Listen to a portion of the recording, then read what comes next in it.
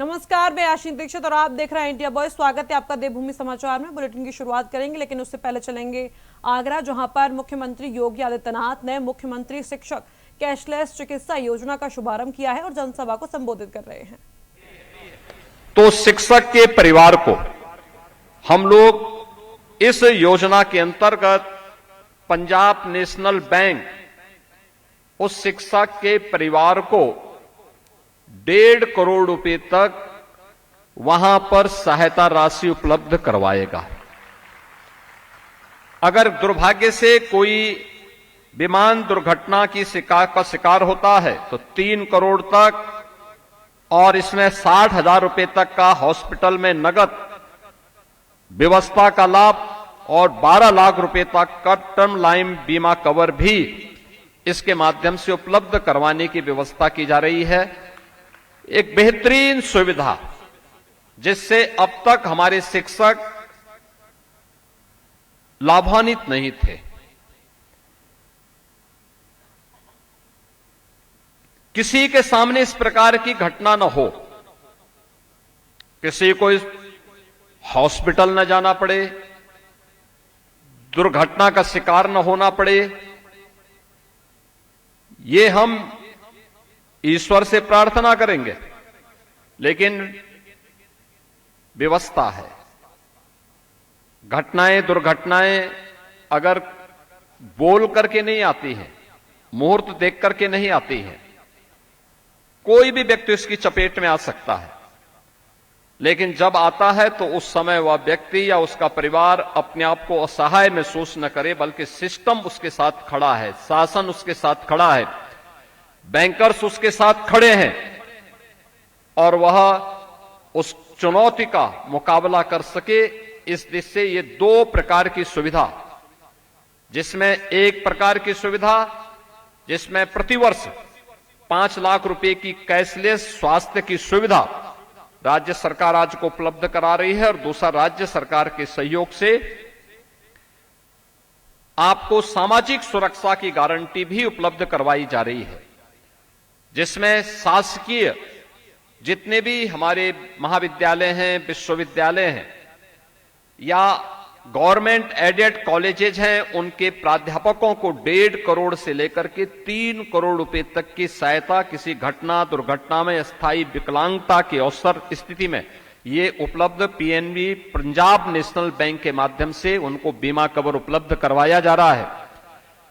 इसके साथ ही मैं पंजाब नेशनल बैंक से कहूंगा कि स्ववित्त पोषित और निजी विश्वविद्यालय के शिक्षकों को भी इस योजना से कवर करने की व्यवस्था को उनके साथ जोड़ना चाहिए, जिससे उनके साथ कोई घटना दुर्घटना होने पर वह उन्हें भी एक बीमा कवर उपलब्ध करवा सके। इसके लिए भी एक व्यवस्था उनको आगे बढ़ानी चाहिए। और शिक्षणोत्तर कर्मचारियों को भी, अभी तक इस व्यवस्था में शिक्षणोत्तर कर्मचारी नहीं थे, लेकिन जो 50,000 शिक्षणोत्तर कर्मचारी हमारे उच्च शिक्षण संस्थानों में विश्वविद्यालयों में कार्यरत हैं, उनको भी हम इस व्यवस्था से कवर करने की व्यवस्था का एक इस व्यवस्था को आगे बढ़ाने जा रहे हैं।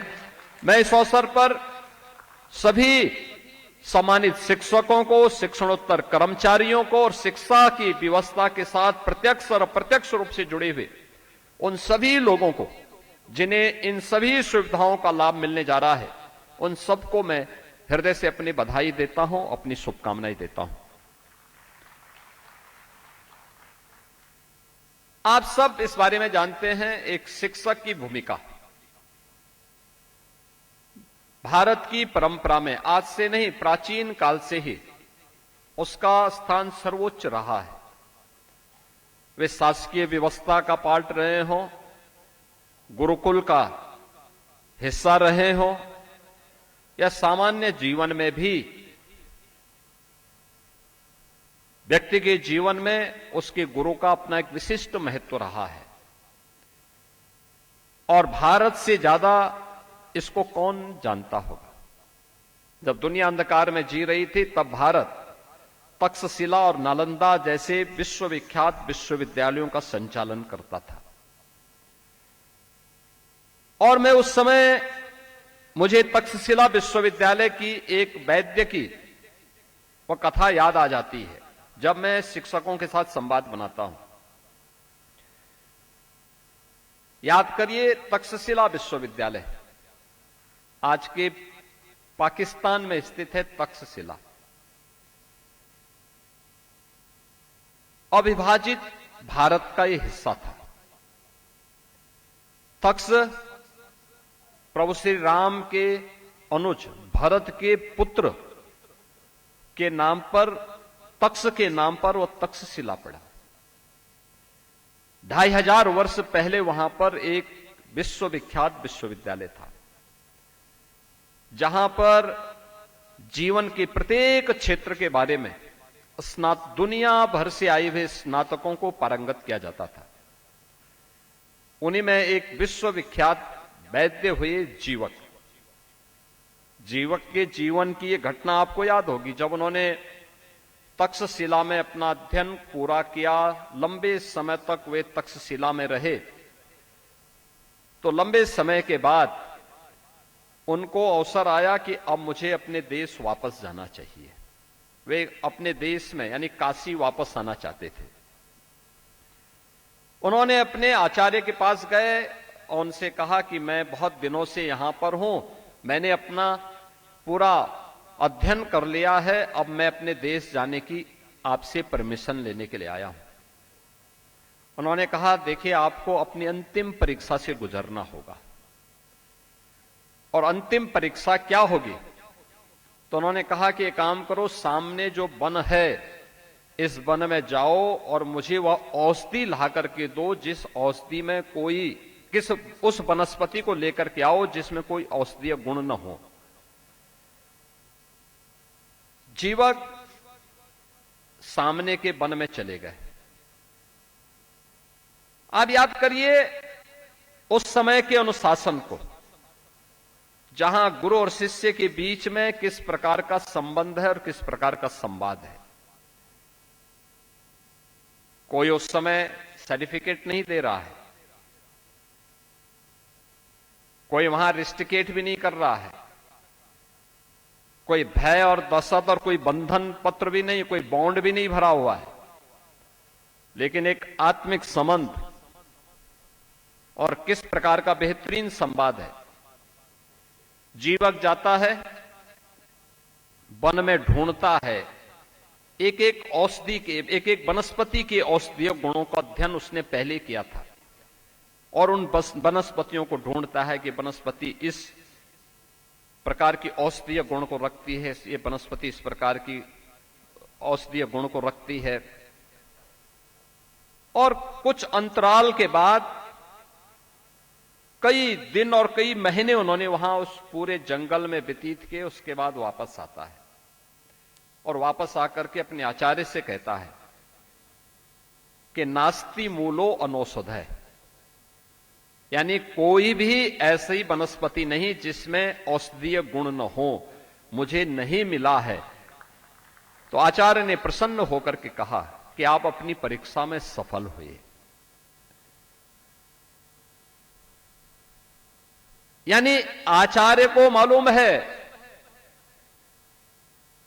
कि कोई भी ऐसी वनस्पति नहीं है जिसमें कोई औषधीय गुण न हो।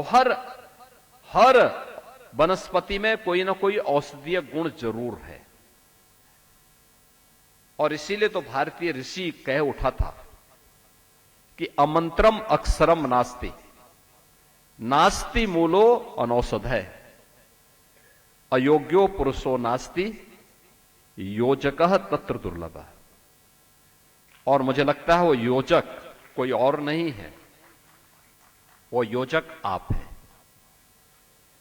उस योजक के रूप में आपकी भूमिका बहुत मायने रखती है। एक छात्र को क्या दिशा देनी है, कैसे चलना है, जीवन में अनुशासन का महत्व क्या है, जब हम इन बातों को देखेंगे, इन बातों के बारे में उसको बताएंगे, इनके लिए हमारा उससे संवाद होगा, तब जाकर के परिवर्तन होगा, तब परिणाम आएगा। और उस परिणाम को लाने के लिए हमें पहले दिन से प्रयास करना होगा, पहले दिन से प्रयास करना होगा। अगर कोई अक्षर ऐसा नहीं कि जिसमें मंत्र बनने की सामर्थ्य न हो, अगर कोई वनस्पति ऐसी नहीं कि जिसमें औषधीय गुण न हो। फिलहाल वक्त हो चुका है एक छोटे से ब्रेक का, जल्द मिलते हैं ब्रेक के बाद।